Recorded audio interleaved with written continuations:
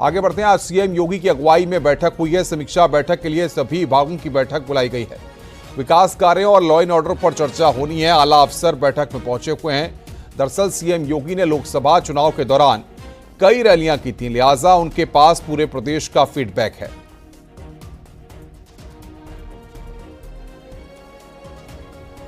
तो सभी विभागों की समीक्षा बैठक यहां पर आज उत्तर प्रदेश के मुख्यमंत्री योगी आदित्यनाथ कर रहे हैं। आज बैठक बुलाई है। विभागों के कामों की समीक्षा यहां पर होनी है। लॉ एंड ऑर्डर पर भी चर्चा यहां पर की जाएगी। तो बड़ी खबर यहां पर हम आपको बता रहे हैं कि सीएम योगी की समीक्षा बैठक है आज, और बड़ी संख्या में अफसरों के साथ फीडबैक ले रहे हैं, बातचीत कर रहे हैं। जो विभागीय कामकाज यहां पर हुए हैं उनके बारे में मुख्यमंत्री जानकारी ले रहे हैं। तो विकास कार्यों की समीक्षा यहां पर उत्तर प्रदेश के मुख्यमंत्री योगी आदित्यनाथ कर रहे हैं। बड़ी खबर हम आपको बता रहे हैं। सीएम योगी आदित्यनाथ की समीक्षा बैठक है। विकास कार्यों की समीक्षा उत्तर प्रदेश के मुख्यमंत्री योगी आदित्यनाथ के द्वारा की जा रही है। सभी विभागों की समीक्षा मुख्यमंत्री कर रहे हैं, और बातचीत करने के लिए राजीव सिंह बने हुए हैं जो इस बैठक पर नजर बनाए हुए हैं। राजीव, क्या अपडेट चल रहा है? चुनाव के बाद एक्शन मोड में मुख्यमंत्री दिख रहे हैं और लगातार अधिकारियों के साथ समीक्षा बैठक का दौर जारी है। देखिए अनुपम, इस वक्त मुख्यमंत्री योगी आदित्यनाथ अपने 5 कालिदास मार्ग स्थित आवास पर एक अहम समीक्षा बैठक कर रहे हैं, क्योंकि ये 2 माह बाद चुनाव आचार संहिता लगी हुई थी। प्रदेश में चुनाव चल रहा था, उसके बाद ये बैठक बुलाई गई है, जिसमें उत्तर प्रदेश के सभी विभागों के अपर मुख्य सचिव, प्रमुख सचिव यानी कि जो विभागीय अध्यक्ष हैं उनको बुलाया गया है। इस दौरान मुख्यमंत्री योगी आदित्यनाथ न सिर्फ उनसे फीडबैक ले रहे हैं, बल्कि बीते 2 माह में किए गए कार्यों की भी जिले वाइज समीक्षा कर रहे हैं। इस दौरान मुख्यमंत्री ने कई अधिकारियों के कार्य पर असंतुष्टि जताते हुए नाराजगी भी जताई है और कई आवश्यक दिशा निर्देश भी दे रहे हैं। ये बैठक अब से कुछ देर बाद तक चलेगी और उसके बाद एक आधिकारिक सूचना दी जाएगी कि आखिर मुख्यमंत्री योगी आदित्यनाथ ने इस बैठक में क्या क्या दिशा निर्देश दिए हैं। लेकिन ये माना जा रहा है कि जिस तरह से उत्तर प्रदेश में रिजल्ट आए हैं उसको देखते हुए मुख्यमंत्री आदित्यनाथ इस बार किसी भी कीमत पर ये नहीं चाहते कि जनता को कोई समस्या हो, और यही कारण है कि खुद मुख्यमंत्री ने भी आज सबसे पहले 9 से 10 के बीच में उन्होंने जनता दर्शन किया है। उसके बाद अब उत्तर प्रदेश के आला अधिकारियों के साथ ये समीक्षा बैठक कर रहे हैं। राजीव, आप हमारे साथ लाइव जुड़े हुए हैं। मैं समझना चाहूंगा इस बात को आपसे कि जिस तरीके से ब्यूरोक्रेसी को लेकर के मुख्यमंत्री का सख्त रवैया रहता है, ऐसे में जिन अफसरों ने सही फीडबैक नहीं दिया है या उनके विभागों में सही तरीके से काम नहीं हुआ है, ऐसे में आने वाले वक्त में क्या ब्यूरोक्रेसी में बड़ा बदलाव भी देखने को मिल सकता है? देखिए, यकीनन मुख्यमंत्री लगातार ये कहते रहे हैं और ये करते भी रहे हैं कि जिन जिन अफसरों के काम संतुष्टिजनक नहीं रहे हैं, यहाँ या जहाँ पर भी विकास कार्य जो है वो उसमें विलंब हुआ है, वहाँ पर एक बड़ा एक्शन देखने को मिला है। उम्मीद जताई जा रही है कि आने वाले कुछ दिनों में उत्तर प्रदेश के आईपीएस और आईएएस अफसरों के भी तबादले किए जा सकते हैं, ताकि उत्तर प्रदेश में जो विकास के कार्य हैं उनको तेजी से पूरा किया जाए। और खासकर इस वक्त सबसे ज्यादा जो मुख्यमंत्री का फोकस रहता है वो जन समस्याओं के निस्तारण पर रहता है।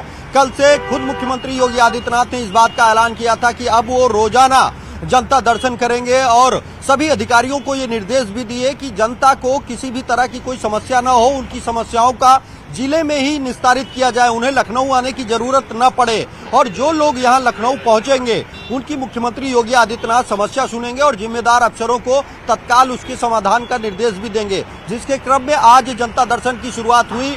खुद मुख्यमंत्री योगी आदित्यनाथ ने मुख्यमंत्री आवास पर पहुंचे लोगों की समस्याएं सुनी और जिम्मेदार अफसरों को निर्देश दिया और फटकार भी लगाई है।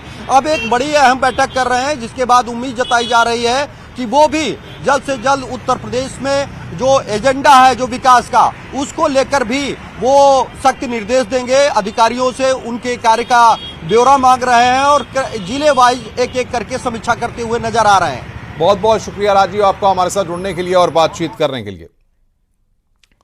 आगे बढ़ते हैं। जेपी नड्डा के आवास पर बड़ी बैठक हो रही है। अमित शाह, राजनाथ सिंह पहुंचे हैं। बैठक में आगे की रणनीति पर चर्चा होगी। बड़ी खबर यहां पर हम आपको बता रहे हैं। अमित शाह और राजनाथ सिंह जेपी नड्डा के आवास पर पहुंचे हैं। ये बड़ी खबर इस वक्त हम आपको बता रहे हैं। तो जेपी नड्डा के आवास पर बड़ी बैठक यहां पर हो रही है। अमित शाह और राजनाथ सिंह वहां पर पहुंचे हैं। ये तस्वीरें इस वक्त हम आपको दिखा रहे हैं अमित शाह की, जो कि अभी जेपी नड्डा के आवास पर पहुंचे हैं।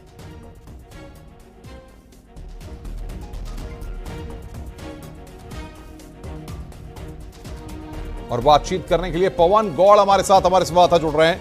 पवन, कल जिस तरीके से एनडीए की बैठक के बाद 3 नाम सामने आए थे कि सरकार बनाने के लिए जो सहयोगी दल हैं एनडीए के, उनसे बातचीत करके आगे के लिए रणनीति तैयार करेंगे, उसमें अमित शाह, जेपी नड्डा और राजनाथ सिंह का नाम था। अब उसी दिशा में यह बैठक हो रही है या और कोई कवायद है?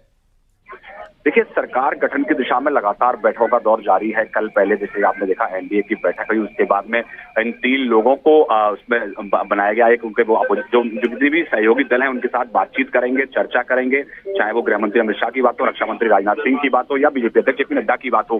तो जो सहयोगी दल हैं एनडीए के, उनके साथ तो बातचीत करनी ही है, लेकिन उनके साथ साथ अपनी तरफ से, जैसे बीजेपी की तरफ से कौन कौन लोग सरकार में शामिल हो सकते हैं, कौन कौन नाम, क्योंकि खबर ये आ रही है कि अगले 1 से 2 दिन के अंदर, 2 से 3 दिन के अंदर शपथ ग्रहण समारोह भी हो सकता है। तो ऐसे कौन कौन लोग बीजेपी की सरकार में शामिल होंगे, उन सब विषयों को लेकर इस बैठक में चर्चा होनी है। अब से थोड़ी देर पहले ये बैठक जो है वो अध्यक्ष जेपी नड्डा के आवास पर शुरू हो चुकी है। इसमें बीजेपी के राष्ट्रीय संगठन महामंत्री बीएल संतोष भी इस बैठक में है, रक्षा मंत्री राजनाथ सिंह है, गृह मंत्री अमित शाह हैं, ये सब लोग बड़े। लेकिन जिस तरीके से हमने देखा कि कल सूत्रों के हवाले से इस तरह की खबरें आ रही थी कि नीतीश कुमार रेल मंत्रालय मांग रहे हैं, 2 और मंत्री मांग रहे हैं, साथ ही साथ चंद्रबाबू नायडू को लेकर के भी तमाम खबरें चल रही हैं, तो इस पर भी मंथन हो रहा होगा। जाहिर तौर पर बहुत बहुत शुक्रिया आपका हमारे साथ जुड़ने के लिए और बातचीत करने के लिए।